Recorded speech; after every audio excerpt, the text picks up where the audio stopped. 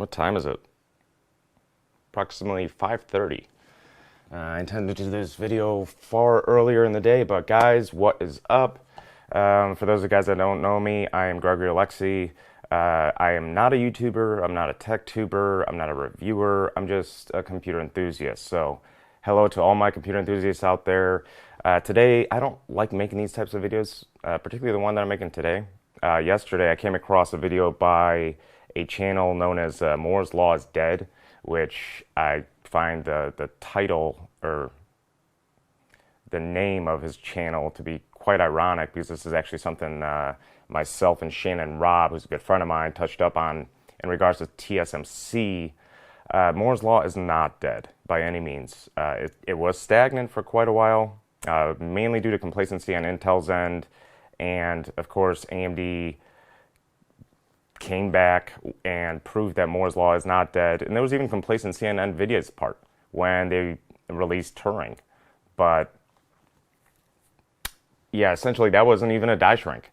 It was still very much a 16 nanometer node that was specifically engineered for NVIDIA's Turing, which they designated FitFET-N, which stands for NVIDIA. And we see something very similar in Ampere on Samsung's 8N node. It's still a very custom node specifically designed for Ampere. But I would like to address a few issues I had with your video.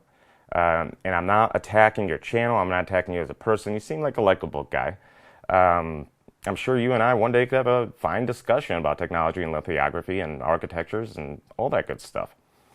But there were a few things that I believe that you should have addressed, especially given the size of your user base, or viewer base more so. And that is, for one, the immaturity of the drivers. You got to remember, all these reviews and the reviewers have had these cards in their hands for a while now. They need to have the cards well in advance in order to create these reviews. And generally, they work with beta drivers. And today, being the 17th, I believe, yeah. Today, they officially released the Game Ready, the WQHL drivers, the official drivers, which aren't the drivers that were used by any number of hardware reviewers and tech tubers. And so yeah, this is just essentially just kind of my criticism towards the way you threw that information out there, and it was quite blind. And I do believe it does a disservice not just to the industry as a whole, because videos like that, and videos leading up to any architectural release by outlets like yours, and I believe there's another one called Adored TV, who's been right and wrong. You have as well, based off of supposed leaks from unsubstantiated sources. When they're right, it actually bothers me more so, because whoever's giving you these leaks and feeding them to you is clearly breaching an NDA, or their NDA more specifically. I'm very familiar with NDAs. If I break the NDAs in my industry, I will go to federal prison. And yeah, I'm not a big fan of that. And that's not to take, you have a business model. I get it. It's working for you. Keep going. But this is more so constructive criticism as how you represented the Ampere launch by, just kind of doing exactly what you said NVIDIA did, was cherry picking benchmarks on beta drivers.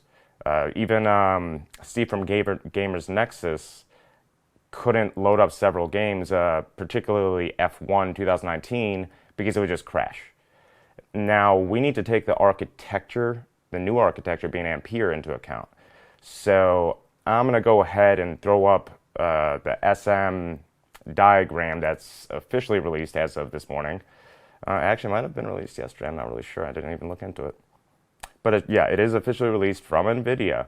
So here's the SM diagram. And I will show you also the Turing diagram as well, so people could get a reference as to how these SMs work. And there's quite a bit, there have been quite a few changes in the underlying architecture, not just the SM, but the least impressive part to me is actually the SM.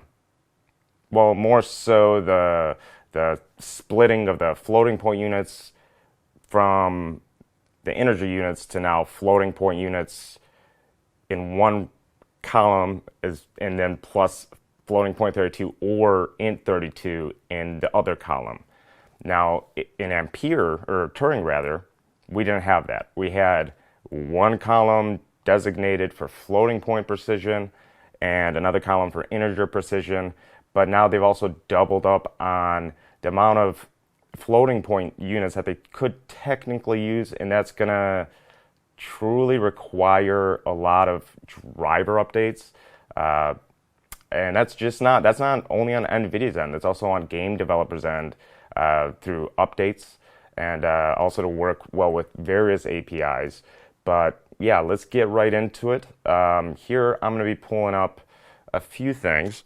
First thing I want to touch up on is your mentioning of the 10 gigabyte VRAM pool in the RTX 3080. So I'm going to go ahead and pull that up right now.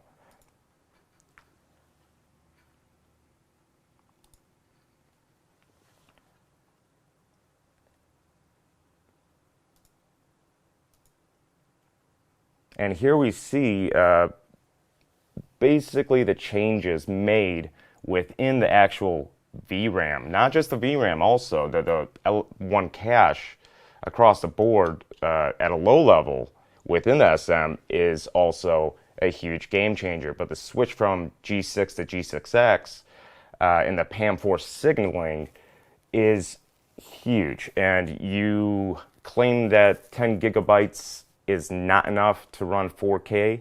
I completely disagree with you. It simply isn't. With PAM4 signaling, they're able to do 2 bits per clock as opposed to a single bit per clock. It was actually more so 4 bits per clock, or a cycle rather. Clock cycle, same shit. But yeah, one's rising as the other one's falling to the edge of the clock. But this is literally an important factor that you didn't address, because it's not just about raw throughput, it's also about efficiency as far as latency goes. And it's not, you don't need to fill the full VRAM pool. I mean, essentially, even when it is filled, it's not utilizing that RAM. It's simply a buffer pool.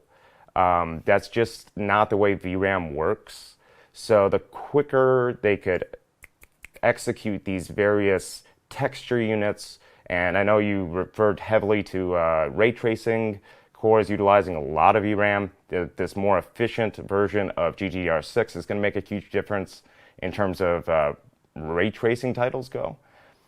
And that's something that you failed to address, and I'm not sure why you did that, because it's a lot of people have this misconception of VRAM allocation. Just because it's your software showing that you're using that VRAM pool doesn't mean that the GPU engine or the raster engine is utilizing all that VRAM. It's just being allocated. So the quicker it's able to get it in, get it out, the better. It's not just about raw throughput. But moving on, the rasterization engine, the ROPs, have been optimized quite a bit, and this once again will come down to driver support. And I'll get back to the SMs and the SM fragments in a bit.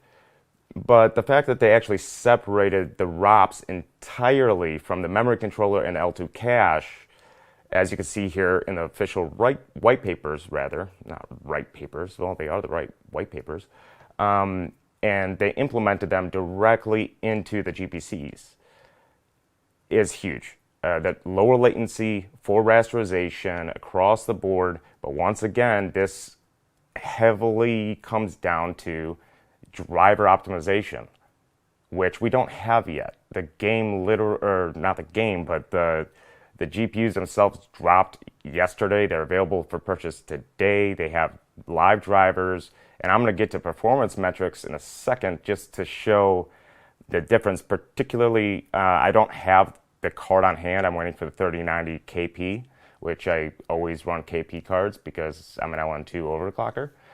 But I will show you some real world results as far as benchmarks go and the massive changes that these new drivers that dropped today, here they are, dated, what is that?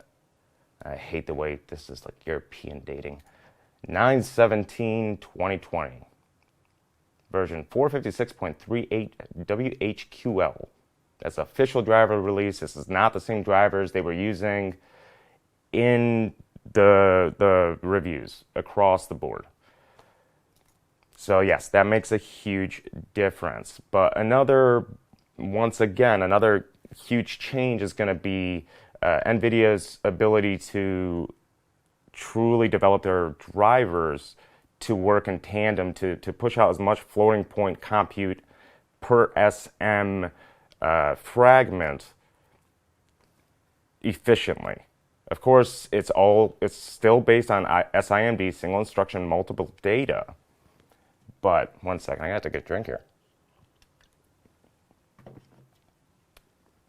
But that doesn't necessarily mean that if any game engine, any software that's utilizing these GPUs, if they're throwing out integer instructions, that column that shares both floating point and integer units will only be able to choose between one or the other, even if it's 6 integer threads. And that could cause issues, but every game engine is different. Every API utilizes different game engines differently. So NVIDIA can and likely will improve their floating point throughput across the board through driver support. But that's, of course, going to take time. It's a brand new architecture, brand new GPU, just brought onto the market today. But another large change would be in the cache hierarchy within the SMs. As you can see here by the official white papers, that one dispatch unit sets of math and other units, the 4 partitions share a combined 128 kilobyte L1 data cache shared memory subsystem. And that's something that's double. I do believe that's double of Turing. On top of of course, the L0 instruction cache, which we saw in Turing as well. But comparatively, the L1 data cache and shared memory capacity is 33% larger. So once again, that is a matter of improved efficiency in the architecture itself, which is not being utilized due to driver support. And once again, this is much bigger of a deal than an overall large VRAM pool. So throw that right out the window. But yeah, going back into this, I'm going to go ahead and switch over very quick and show you some real world results by several people that I know that have their hands on third-party AIBs, which is something that you did mention in your video. You encourage your viewers not to purchase third-party cards, go for the founders cards, and you did mention something about Steve's issues with overclocking. What caused those issues? I honestly don't know. I haven't spoken with Steve about it, but the AIB cards are performing very, very well. And I'm going to show you right now in terms of various 3D Mark benchmarks, utilizing my own, which was, they were all done using my 2080 Ti Kingpins under LN2. Keep that in mind. So this is LN2 2080 Ti versus third-party 3080s. Primarily from MSI. Those are the ones that I've been seeing the most. So I'm going to go ahead and switch this over here. Now, this is an old run of mine. Pretty old. When was this?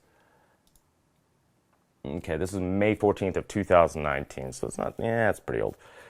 But as you can see here, This is times by extreme. So this is 4K. This is where Turing shined. This is also where Ampere will shine. There was never a debate about that. We saw in Turing in terms of 1080p performance, it was on par with Pascal. 1440p performance was a slight uplift, but 4K is truly where Turing shined, and Ampere will do more so in the coming months as the drivers mature. But this is a particular run I did back in May of last year. As you can see here, my clocks, the GPU core clock was at 2,535 megahertz. I wasn't too worried about the CPU clocks in this run because it's TSE and it's primarily running off DirectX 12. But when I jumped over here, and this is my good friend Alva Jonathan from Indonesia, aka Lucky Noob. He got his hands on an RTX 3080. It's an MSI model. I don't recall the exact model, but at a standard air-cooled card at 2,160 megahertz, he was able to destroy my score under LN2. So here's an LN2 run. Here's his air card run. And that's just DX12. Let's see how they do in oh, and here's another run that I just pulled in for example. This is somebody on air, so you can see the difference between, actually they're running similar clocks as well.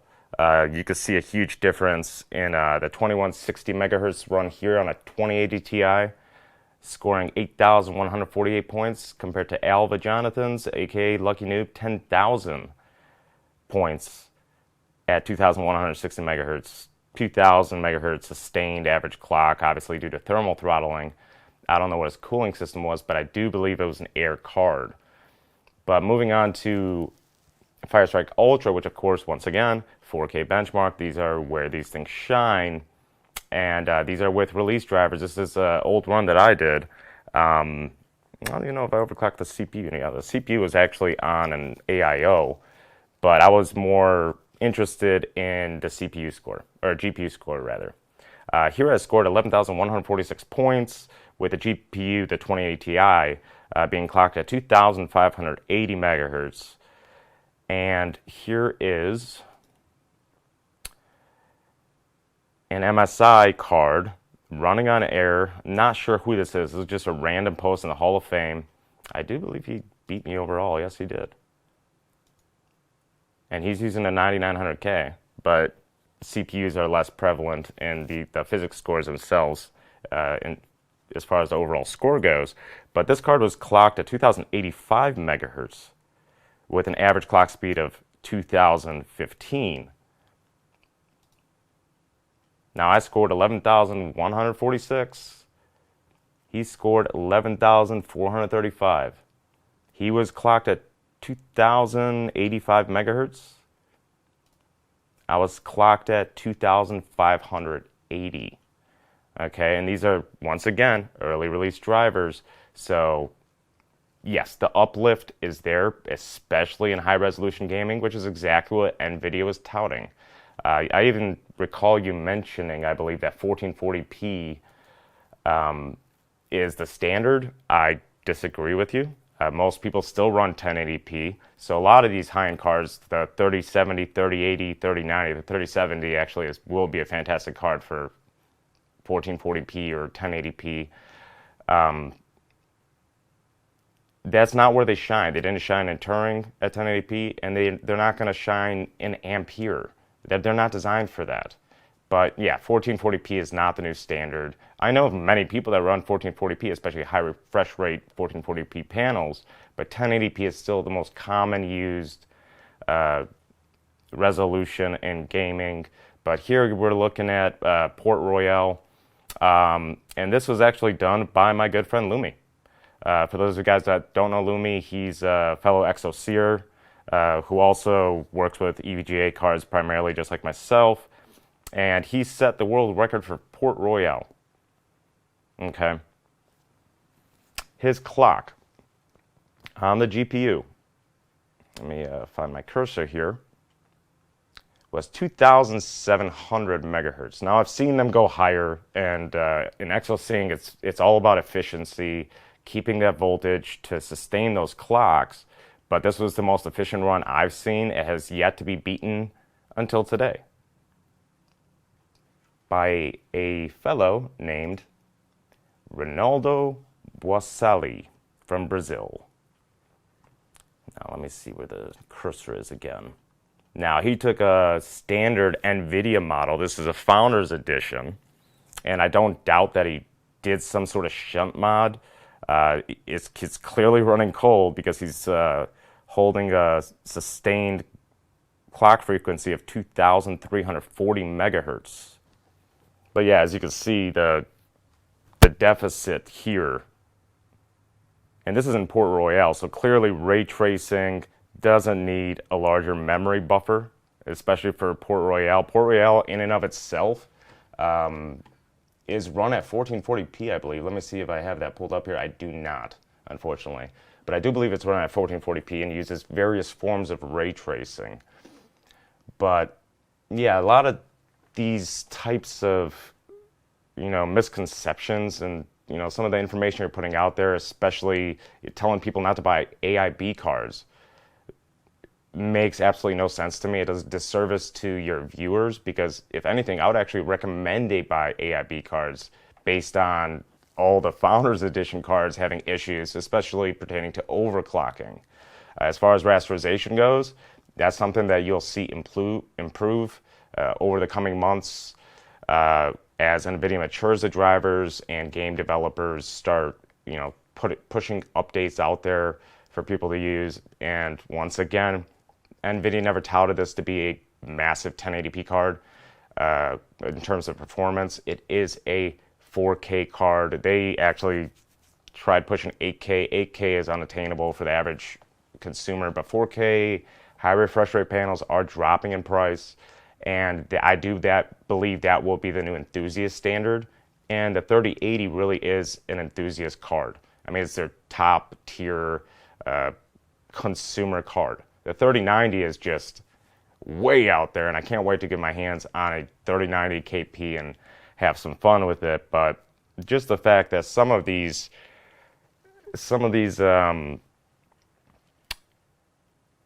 cards, these 3080s, are absolutely decimating, especially in DirectX 12, in these early release drivers, the very first driver revisions. LN2 2080 Ti scores is just absolutely insane. So once again, here's TimeSpy Extreme, DirectX 12 benchmark compared to a 3080 on Air. I don't know what else to say, guys. I mean, the misinformation from certain tech outlets. I always implore people to obviously wait for driver maturity, and of course, wait for legitimate benchmarks. And I'm sure a lot of these tech sites are going to revisit some of their testing methodologies when drivers improve. As far as the Founders Editions, what happened with Steve's card, why he wasn't able to overclock it, while I've seen other people with Founders Editions easily overclock them. And third-party cards seem to overclock considerably better from what I've seen so far. Yeah, guys, if anything, buy AIB cards. They're going to perform better in most cases than the Founders cards, despite the impressive cooling design on the new Founders 3000 series cards. I can't wait to see a teardown of the 3090. But yeah, case in point, no disrespect to your channel or your viewers, you should be a little more objective and throw a little more information out there to make people understand why some of these benchmarks weren't what you were expecting or weren't what NVIDIA touted. I don't deny their figures that they touted, despite the fact that we really don't know what those figures were, whether they were utilizing DLSS, ray tracing. They really gave us no frame of reference. One other thing I want to touch up on is also the power efficiency, being, jumping from the 12 nanometer FinFET-N to a very, very custom node from Samsung on their 8N node, it's